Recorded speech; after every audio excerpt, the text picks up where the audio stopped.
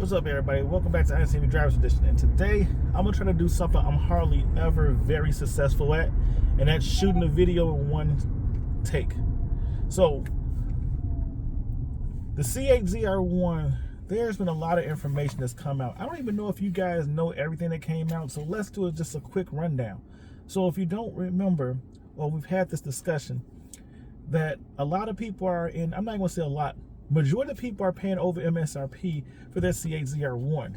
Ciocca, which is one of the #1 or the #2 dealership for Corvette sales, they're charging over MSRP for a C8 ZR1.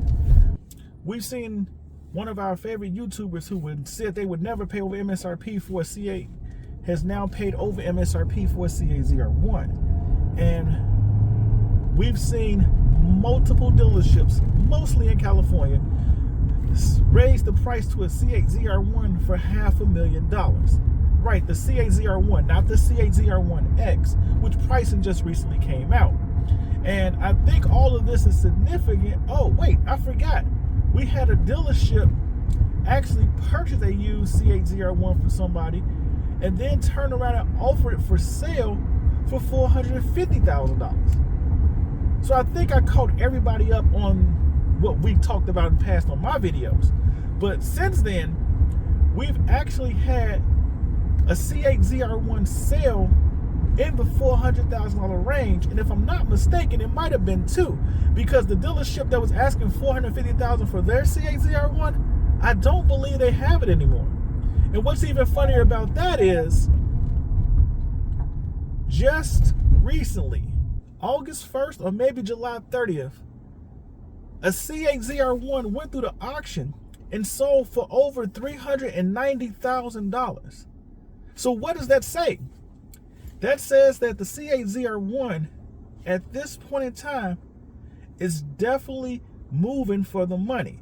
So when we thought the $100,000 over MSRP was outrageous, well, it appears that people are willing to pay more than just that for this car.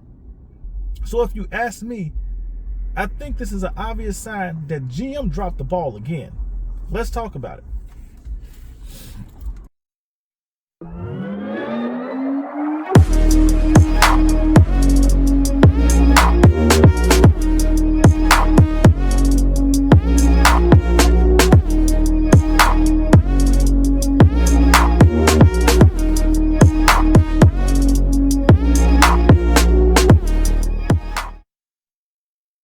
Okay, so what I really want to dive quickly into this conversation is that we know the over MSRP payment is ridiculous. But let's be real. No normal Corvette owner, nobody without money to throw away, disposable income, just money they don't really care for, or I'm not going to say care for, that they just have the ways to blow, was ever truly in the runnings for a C8 ZR1, let alone the C8 ZR1X. So when we talk about the pricing, let's be real. The average Joe never expected to get this car, which makes it part of the problem. So with the average Joe never actually expecting to buy this car, they really don't care how crazy or how outrageous the pricing gets. They may vocalize their opinion every now and then, but honestly, they like it's first world problems. It doesn't affect them. With that being said, the C8 ZR1 on average right now is selling for $75,000 to $100,000 over MSRP. What that means to me is that realistically, because many of the loyal Corvette owners never expected to be able to get their hands on one or actually own one, GM, in my opinion, should have started this car at $225,000. Yes, I say $225,000. In my opinion, it should have been nothing cheaper than the mid-level Lamborghini that's on the market, on the used market for sale, because you're bringing something that rivals that car alone. And then coming out at $225,000, I'm not saying that means they had to put more money into it. The goal in business is to make as big as profit as you can get. And we're seeing right now that this car is selling for over $300,000 easy. And I'll say that to you again. It's selling over $300,000 easy. So if that's how simplistic this car can sell for, why not get the most bang for your buck? So if GM would have came out and made this a $225,000 car to start, That means the mid-level version of a base C8 ZR1 and the 3LZ form would have been somewhere around $250, $275, which honestly, that's what most people expected in the first place. So coming in lower truly was a surprise to most people looking at this car. But again, none of us really expected to be able to own it. So I don't think giving us what we expected would have been unheard of. And now you're allowing the dealers once again to make a gigantic profit where there was a cushion or room for GM to make a profit. But again, let's take a little step further back. I think the funniest thing about all this is that, again, people are going to say it's supply and demand. And I can't argue on that because it's a true statement. But it's a little bit deeper than that.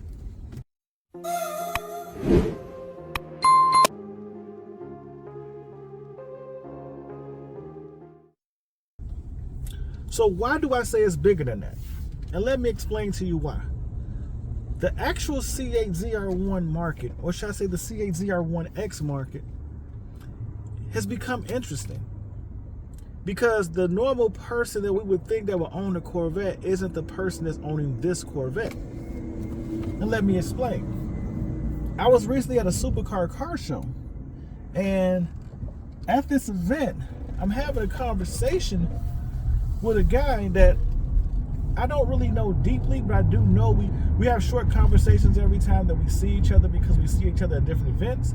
And one of the things that he was stressing to me is that he was unloading his Lamborghini Rebalto.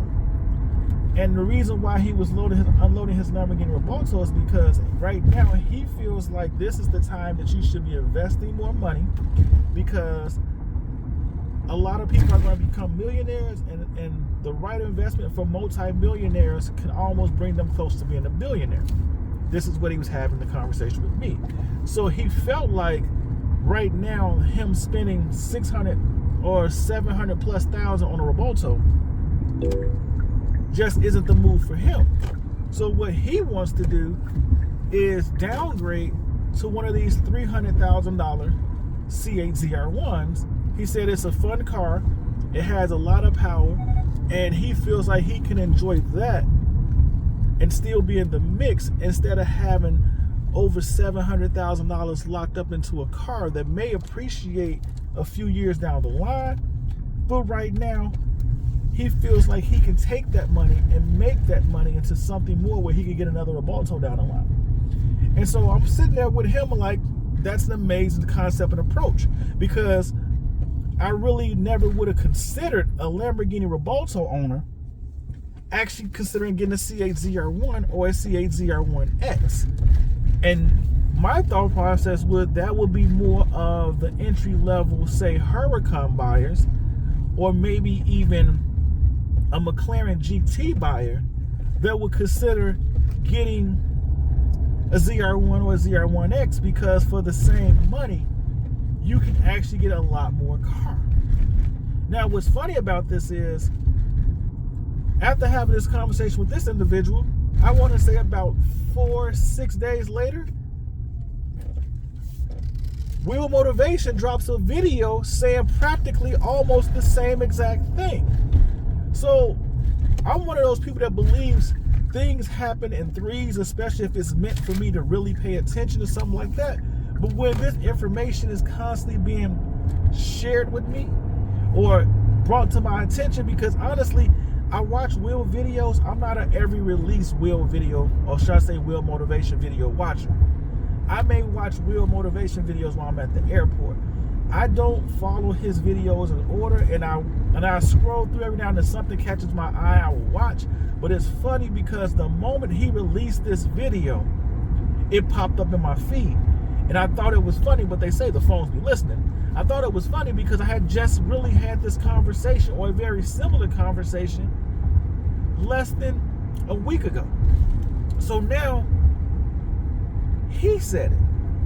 Not to mention, I know a couple of Huracan owners that are contemplating getting a C8 ZR1. if they can get it for the right price, meaning they don't want to spend over $300,000 for the car, but if they can get it somewhere around $250, $270, it's something they may do. So I'm saying all this to say is that the market space has drifted to a more disposable income marketplace. And if GM truly were going to dabble in that market space, I feel like they should have raised the bar a little bit higher on the pricing, because the car alone, it is holding its own. It's making a statement and it's telling you it's worth the money. And I know many of you are going to sit there and say, oh, it's crazy, it should be selling over MSRP. But regardless of how we look at the fact that we can say it's supply and demand, I don't feel like it's supply and demand anymore, because the owners of the car, or shall I say the people targeting the car, aren't targeted because it's rare. They're targeted because of the performance and its cost, or shall I say the price they can get their hands on one. And when you start to look at people stepping back from $500,000 cars, or downsizing it, as we would say price-wise, to a car that costs $250,000, maybe around $300,000 with a markup, and they are content with that because it produces over 1,000 horsepower, and it should be one of the most reliable cars ever to hit the street. That's what the market is doing. That's what the C8 ZR1 has done. That's what the C8 ZR1 has accomplished. Now, go ahead and tell me it's only because there's less than 100 C8 ZR1s on the street. And I'm not going to argue with you the pricing, where what's controlling or making the price move. But what I will sit there and say to you is, even with that being a factor, it's not stopping people from spending the money. Knowing that, hey, there may be more cars coming, that number can go down. Because at the end of the day, like Will said, he doesn't have to jump today, but he's definitely looking at getting his hands on one, because for the money, it's a very high-performing car. It's an interesting car. It's a fun car to have, drive, and own, and it costs less than 2 or 3 cars he has in his inventory that he's thinking about moving to invest money. Let me know what your thoughts are. ICNV Driver's Edition. Go ahead and hit that like button, subscribe to the channel, join the ICNV Driver's Edition community.